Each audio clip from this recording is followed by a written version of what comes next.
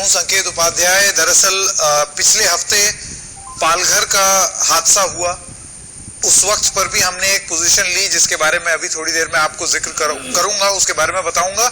और आज जब बुलंदशहर हुआ है तब भी हम एक पोजीशन लेंगे, उसका जिक्र अभी थोड़ी देर में करूंगा। लेकिन जब पालघर हुआ उसके बाद आपने देखा कि तमाम किस्म के स्पिन, इधर घुमाना स्टोरी को, उधर घुमाना, ये एंगल वो एंगल।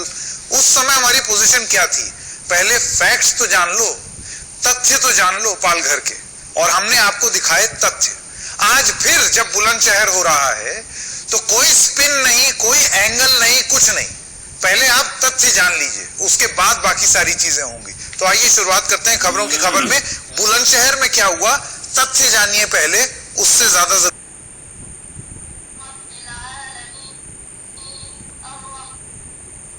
तो फिर चलिए हम लोग तथ्य जानते हैं। आगे तथ्य क्या है फिर आगे बात करते हैं।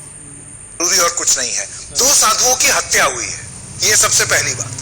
पूरा घटनाक्रम क्या है आइए आपको बताते हैं। अनूप शहर के पगोना गांव के शिव मंदिर में 2 साधुओं की हत्या हुई, ये सबसे पहला। सोमवार रात धारदार हथियार से हत्या हुई, ये कौन बता रहा है? ये वहां की पुलिस फोर्स बता रही है। मंदिर में ही रहते थे ये दोनों साधु और वहीं मंदिर में ही इनकी हत्या कर दी गई। चिमटा चोरी पर डांट का बदला, यानी कि इनका चिमटा जो वो बजाते नहीं है साधु, वो उस चिमटे को चोरी कर लिया था किसी ने, तो इन्होंने के बदले के लिए, बदले की भावना से उस आदमी ने, और ये सब तथाकथित है, ये सारी चीजें एलिजिडली है क्योंकि अभी ये जांच का विषय है, लेकिन ये शुरुआती जांच है जो कि पुलिस से हमको पता चला है। हत्या करने वाला नशे में था ऐसा पुलिस ने बोला है, और उसने बदले की भावना से, बदला लेने के लिए कि मुझे डांटा कैसे सब लोगों के सामने, तो उसने इन लोगों की हत्या कर दी, इन दोनों साधुओं की। नशेड़ी आरोपी पुलिस की गिरफ्त में है, उसका नाम राजू है, ये भी हमको पुलिस ने बताया है, वो अब पुलिस की गिरफ्त में आ गया है। तो ये पूरा घटनाक्रम है बुलंदशहर का, ये जानना सबसे ज्यादा जरूरी था, इस वजह से हमने शुरुआत इसी से की।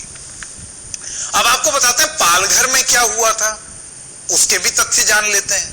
16 अप्रैल की रात 2 साधुओं समेत लोगों ने बच्चा चोर समझकर हमला किया था। याद कीजिए आप, पिछले हफ्ते जब हमने आपको पालघर की कहानी बताई थी तो बिल्कुल यही चीज, इसी चीज से शुरू किया था हमने। लोगों ने बच्चा चोर समझकर इन दोनों साधुओं को मारा। 5 मुख्य आरोपी समेत 101 लोगों के खिलाफ एफआईआर दर्ज हुई है। उस एफआईआर को सरकार ने प्रमाण के तौर पर रिलीज भी किया है, ये बताने के लिए कि इसमें कोई कम्युनल एंगल नहीं है, इसमें साधु बनाम मुसलमान या हिंदू मुस्लिम करने की जरूरत नहीं है, ऐसा सरकार का उस समय कहना था। लेकिन एक दूसरे किस्म की राजनीति अब शुरू हो गई है, और इस राजनीति का नाम है पालघर बनाम बुलंदशहर। और ये बड़ी अहम है क्योंकि जब पालघर हुआ तो अमित शाह, योगी आदित्यनाथ, इन सब ने उद्धव ठाकरे जो कि मुख्यमंत्री हैं उनको फोन किया, बड़ी चिंता जताई कि क्या हो रहा है पालघर में। अब आज जब बुलंदशहर हो गया तो उद्धव ठाकरे ने योगी आदित्यनाथ को फोन कर दिया। फोन करके क्या बोला वो आपको बताते हैं। जब पालघर हुआ था उस समय लिंचिंग को सांप्रदायिक रंग देने की कोशिश, ऐसा बातचीत चल रही थी। आज जब बुलंदशहर हुआ है तो राजनीतिकरण ना हो और कड़ी सजा मिले, ये उद्धव ठाकरे ने कहा है। एक तरीके से अंग्रेजी में जैसे कहते हैं ना, टिट फॉर टैट। आपने उस समय मुझे फोन किया, ये लीजिए मैंने आपको फोन कर दिया। उस समय आप एक सांप्रदायिक रंग देने का आरोप लग रहा था भाजपा पे, तो आज उन्होंने बोला है कि अब इसको मत कर देना।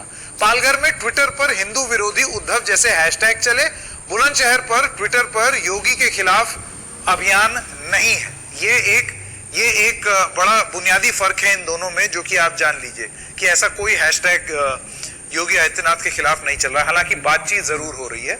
और पालघर में बच्चा चोरी की अफवाह में हत्या हुई थी, और बुलंदशहर में नशे में डांट का बदला लेने के लिए हत्या की गई। तो ये दोनों जो मामले हैं उनका एक फर्क है, लेकिन इसको लेकर के राजनीति बड़ी तेज हो गई है।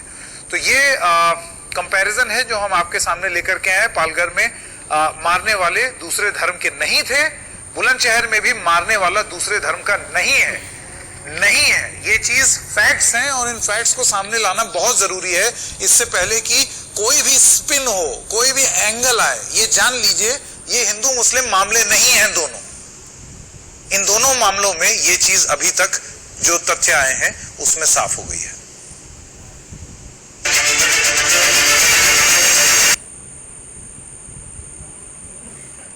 तो दोस्तों, आप लोगों ने देख ही लिया होगा कि मीडिया कितना बड़ा चाल चल रहा है। तो थोड़ा देख के सोच के सीखना चाहिए, समझना चाहिए कि ये धर्म का किस तरह नाम देने की कोशिश किया जा रहा है इसमें। सभी से मेरा गुजारिश है कि आप ऐसा ना करें। आपस में सब भाई भाई है। ओके, शुक्रिया, थैंक यू।